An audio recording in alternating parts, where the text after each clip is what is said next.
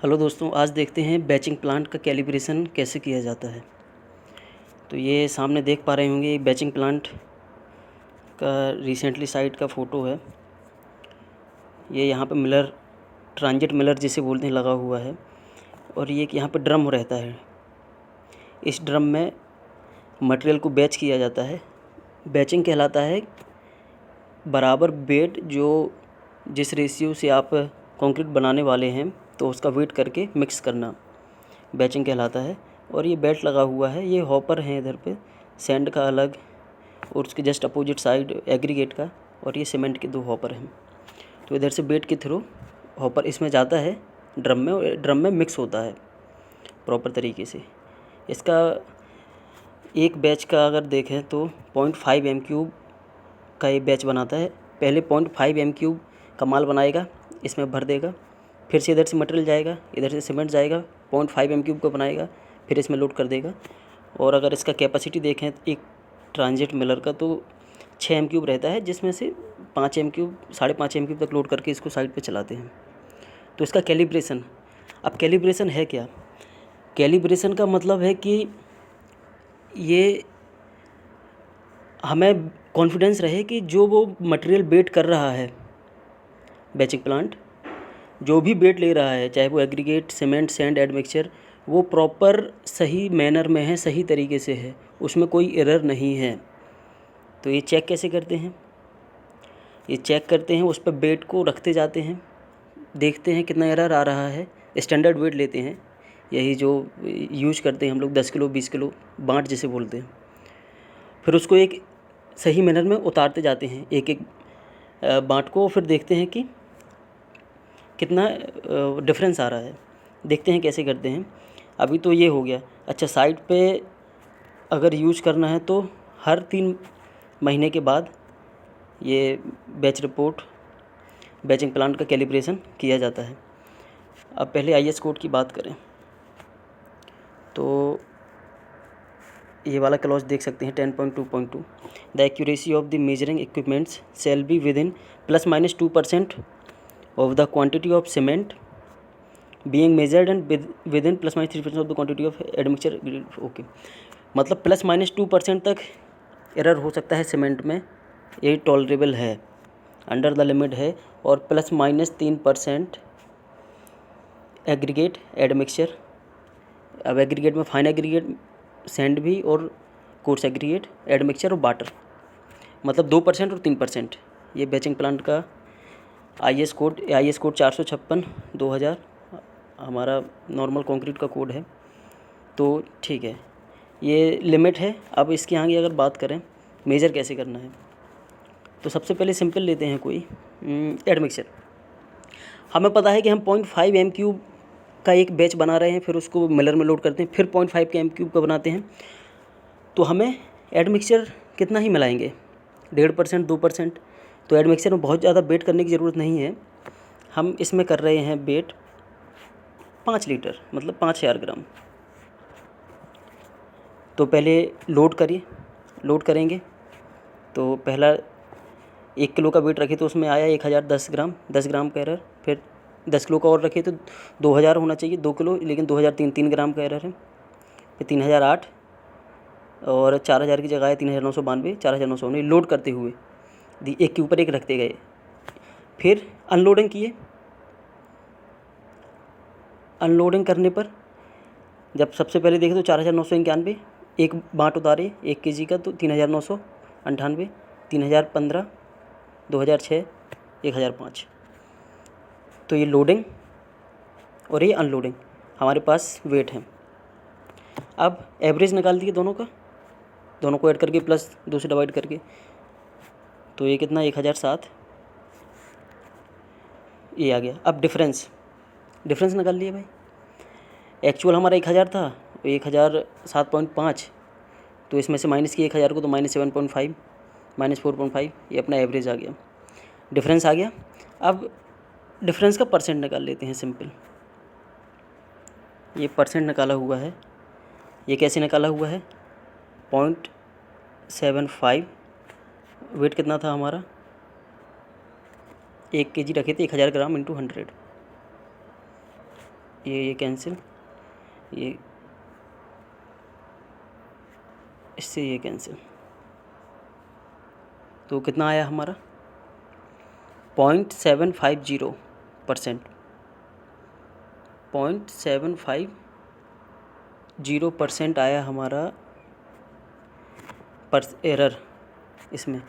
दूसरे का ऐसे ही कैलकुलेट किए, 4.5 का एरर है, अब इसमें करेंगे 4.5 डिवाइड बाई, अब 2 kg हो गया तो 2000 ग्राम इंटू 100 कैंसिल, इसको कैलकुलेट करेंगे तो हमारा 0.225%, 0.383%, 0.125, 0.180 ये आया हमारा।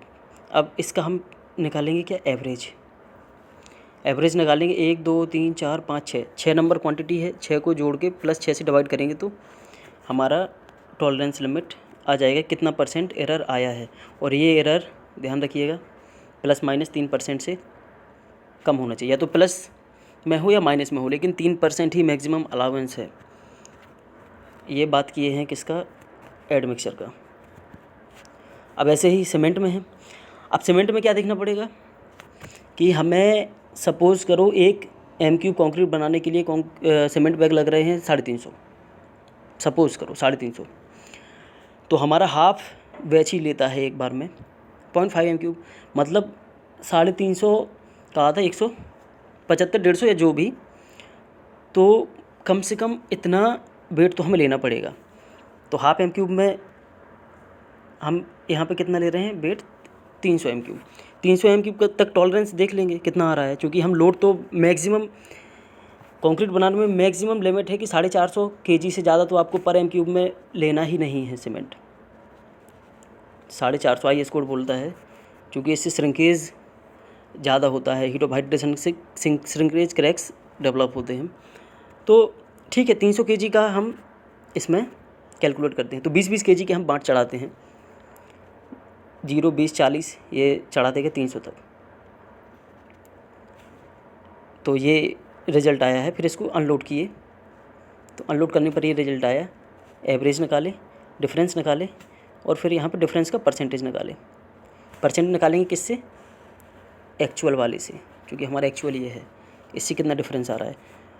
इधर एवरेज कैलकुलेट करें तो प्लस माइनस कितना आया 0.032, 2% से कम है, तो मतलब ओके है। अब ऐसे ही इसका निकाले हैं वाटर का। अब वाटर कितना मैक्सिमम यूज़ करेंगे, तो हम 140 kg तक निकाल रहे हैं। हम मान रहे हैं कि हम 1400 लीटर वाटर एक बार में मिक्स कर सकते हैं, तो 1400 लीटर तक ये चेक किए हम, लोड किए, अनलोड किए, एवरेज निकाले, डिफरेंस निकाले, परसेंटेज निकाले, तो ये कितना आ रहा है हमारा प्लस 0.060। अब ऐसे ही आगे बात करें एग्रीगेट का भी कैलकुलेट किए, वही है फंडा।